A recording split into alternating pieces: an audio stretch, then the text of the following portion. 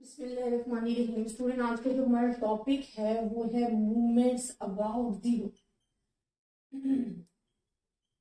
Student, हमने lectures में previous discuss किया है कि what is the movements after discussing about the measure of dispersion के व्हाट इज द मूवमेंट्स हमने उसको डिफाइन किया है। देन हमने 3 कैटेगरीज जो उसकी बनती है, जिसमें मूवमेंट्स अबाउट मीन है, मूवमेंट्स अबाउट आर्बिट्री वैल्यू है, मूवमेंट्स अबाउट जीरो है, वो हम डिस्कस स्टूडेंट प्रीवियस तो हम डिस्कस कर चुके हैं। अब आपने पढ़ना है मूवमेंट्स अबाउट जीरो। तो स्टूडेंट नाम से ही पता चला, देखिए जिस तरह आपने कहा था ना मूवमेंट्स अबाउट मीन, उसमें हम डेविएट करते थे अपने डेटा को मीन से। मूवमेंट्स अबाउट आर्बिट्री वैल्यू में या एज्यूम वैल्यू में आप एज्यूम वैल्यू से डेविएट करते थे, और मूवमेंट्स अबाउट जीरो में आप जीरो से डेविएट करोगे। बाकी प्रोसेस तमाम का तमाम सेम रहेगा। फिर मैंने आपके साथ डिस्कस की थी 4 इक्वेशंस, और मैंने आपको कहा था कि 4 इक्वेशन जब आप डिस्कस कर रहे हो मूवमेंट्स अबाउट मीन तो वहां पे नहीं लगनी, but when we are discussing about the movements about assumed value और मूवमेंट्स अबाउट जीरो, देन आपने वो फॉलो करनी है 4 वैल्यूज, 4 जो हमारे पास इक्वेशंस हैं, और उनको मैंने याद करने के जो हिंट है वो प्रीवियस लेक्चर्स में दिए। मेरी कोशिश होगी मैं इस लेक्चर्स में भी आपके साथ डिस्कस कर लूँ ताकि आपको किसी किस्म की कंफ्यूजन ना हो। बाकी स्टूडेंट कोशिश किया करें कि जितने भी लेक्चर्स होते हैं आप सीक्वेंस वाइज देखा करें, क्योंकि बहुत सारी चीजें आपके साथ प्रीवियस लेक्चर्स में डिस्कस हो चुकी होती हैं। तो मेरी कोशिश होती है कि मैं आपको नई चीजें जो है उनसे इंट्रोड्यूस करवाऊं, जो प्रीवियस बता चुकी हूँ वो बार बार ज्यादा रिपीट ना करूं। तो कोशिश किया करें सीक्वेंस वाइज देखा करें। स्टूडेंट, हमारे पास मूवमेंट्स अबाउट जीरो जो है वो there are the 4 movements about zero. First movements about zero हमारे पास क्या बनेगा, sum of y minus zero करूंगी तो सेम रहेगा डिवाइडेड बाय एन।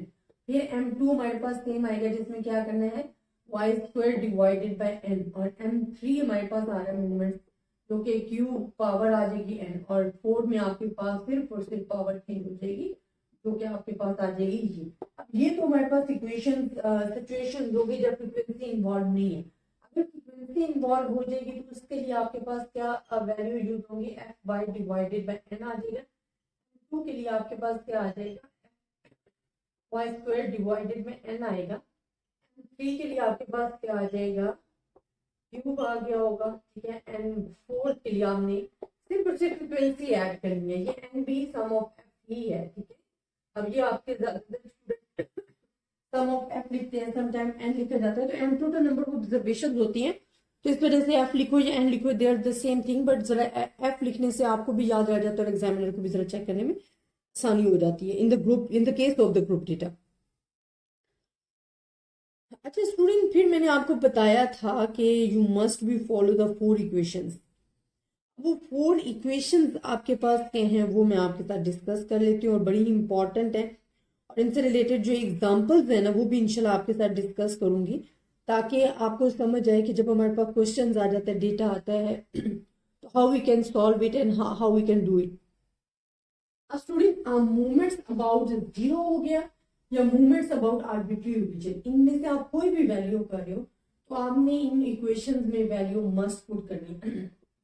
तो movements about mean is always equal to zero, and when you put the data answer must be zero, और आप इसे सॉल्व करके देखोगे कि आप जब भी अपना डेटा पुट कर रहे हो तो आंसर मस्ट भी आपके पास क्या आएगा, जीरो आएगा। अब सेकंड देखिए, सेकंड मूवमेंट्स है ना, आपने पहले सेकंड वाला लिखना है, ठीक है। फिर इससे प्रीवियस क्या था, 1 था, आपने 1 लेके और उसकी पावर स्क्वायर, बिकॉज सेकंड हम कर रहे हैं मूवमेंट्स कर रहे हैं। थर्ड में आपने क्या करना है, पहले थर्ड वाला ही लेना है मूवमेंट्स अबाउट द जीरो जो आपने किया है। देन आपने क्या करना है, इसके बाद यहाँ पे हमारे पास 1 है, 2 लिखेंगे और m1 की पावर का क्या लेंगे, क्यूब ले लेंगे, और यहाँ पे 3 m2 और m1 जो हमारे पास प्रीवियस है वो आप लिख देंगे। M4 में आपने क्या करना है, ये थोड़ा याद करने का आपको मेथड बता रही हूँ। 4 मूवमेंट्स अबाउट मीन है ना, तो पहले 4 लेने हैं, लास्ट यहाँ पे आपके प्लस ये माइनस माइनस प्लस माइनस आएगा, आपके पास 3 हो जाएगा m1, और यहाँ पे पावर 4 हो जाएगी, और मिड में जो आपने याद रखना है वो आपने लिखना है m3 m1, और यहाँ पे 6 m2 and m1 and this one. ये आपने 4 इक्वेशन जो है फॉलो करनी है जब आपके पास डेटा गिवन होगा। अच्छा, इसमें आपको वो खुद बताएंगे कि आपने मूवमेंट्स अबाउट जीरो लेना है, मूवमेंट्स अबाउट मीन लेना है, या movements about arbitrary origin value लेना है। अगर उन्होंने डिस्कस नहीं किया तो इट्स डिपेंड अपॉन यू कि आप किस मेथड से करना चाहते हो, जो आपको इजीली और सुटेबल लगता है वो आप कर सकते हो।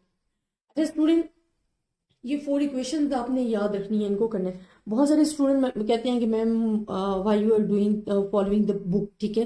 तो स्टूडेंट मेरी कोशिश है कि मैं आपको बुक ही फॉलो करके बताऊं, ठीक है।